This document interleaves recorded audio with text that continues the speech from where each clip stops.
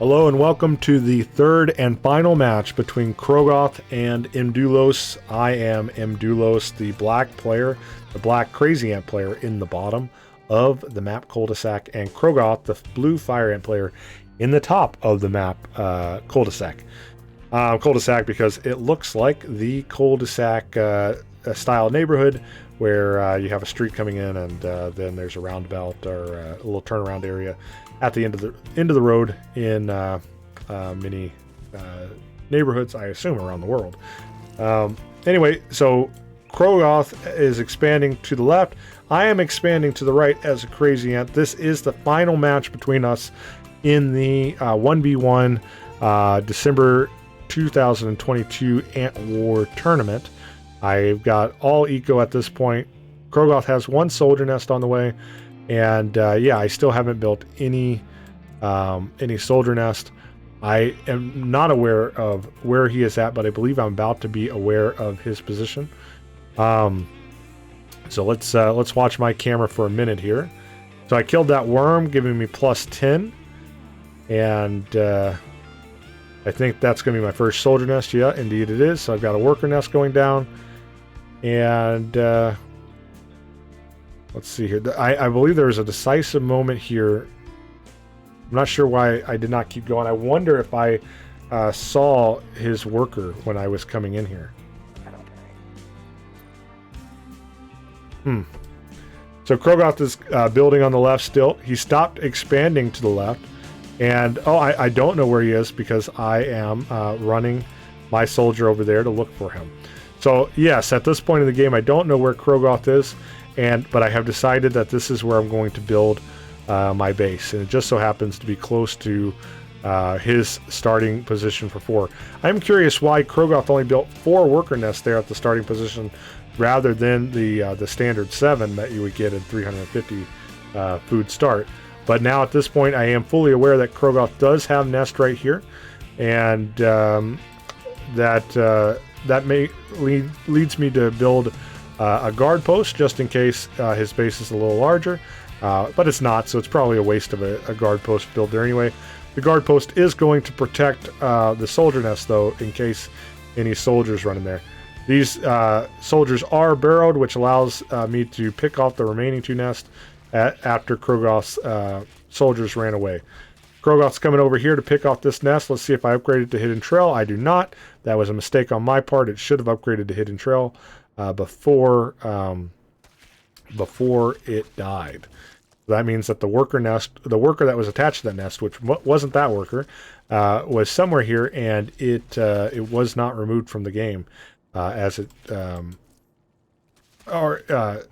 was removed from the game. And when you upgrade to a Hidden Trail, the worker will not be removed from the game. So at this point, I have upgraded all these to Hidden Trails, which gives me persistent workers. I know that he's going to be coming down here and attacking these anyway. That's why I did that.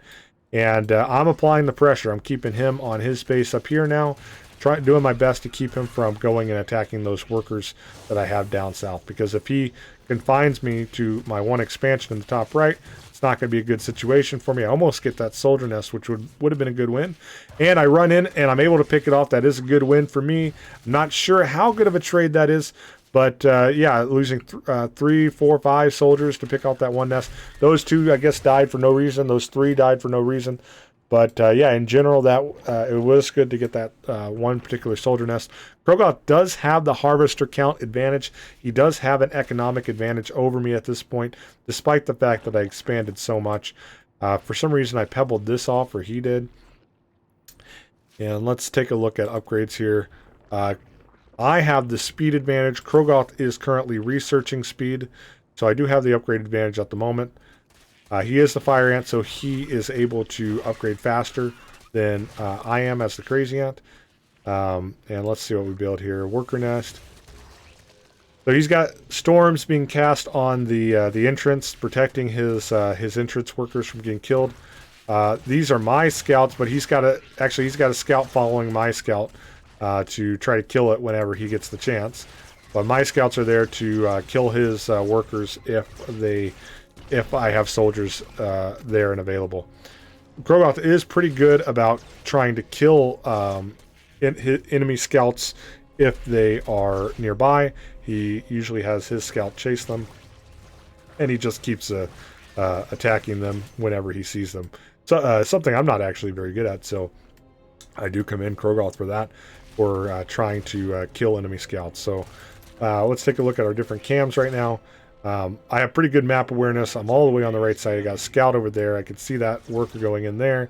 I've got a queen digging towards Krogoth, and if Krogoth doesn't know that, that's actually pretty bad for him, to have a queen digging towards you like that. I don't even know if he's aware. He sees these soldiers coming here, but I don't even know if he's aware of my base here. He hasn't attacked it once yet. So let's see how this turns out. I've got soldier nests keep coming here. Krogoth is building towards me. Unfortunately, I know that I'm building towards him, but he does not know that he's building towards me. And you can see that I'm starting to build guard post, expecting a conflict to come up very soon. This is actually very bad for Krogoth for me to build these guard posts here. These guard posts are very close to his soldier nest. So if these soldier nests go down, it will be a quick GG in my favor. These soldiers are coming down here to scout the left side for any additional food drop-off points that Krogoth has. I did take out the scout nest and worker nest. At this point, it looks like Krogoth is aware of my base here, but probably has no idea how far up and towards this base that has grown. I have built a second queen here, and I have dug through, and now knowing that I've dug through, even though I did not have radar, I intentionally go in and target those soldier nests. He is targeting one of my queens with the rapid fire queen ability, which is good. You can see that he's pulled back all of his units at this point, which is what he should do. He should probably have attacked as many guard posts as he could rather than soldiers with his rapid fire. The storm on top of the guard post is really good there. His queen is very close to dying in this particular scenario. I've got two queens back on the front lines, plus I have all of these soldiers here. I'm purposely target firing the soldier nest, because for every soldier nest that he loses, it's going to be that much easier for me to win. You can see I'm attacking from the bottom as well. I'm deep inside of his base here at this point. I'm killing so many soldier nests. I don't think he's going to be able to come back from this. He is trying to trap my queens, because if he traps the queens while my soldiers are respawning, that will be his only chance at victory in this particular scenario. Because as all of this is going on, I still have my workers and everything digging, and I have are getting food. Now the only problem here is that if he is able to get these soldier nests, I'm in an equally bad position as I was before. He's already killed all the guard posts that I used to dig into his base. I put that pebble behind his queen to slow his queen down. He was forced to micro that queen and dig that pebble out of the way in order to get his queen out of there. You know, that causes quite a bit of stress. It's hard to do.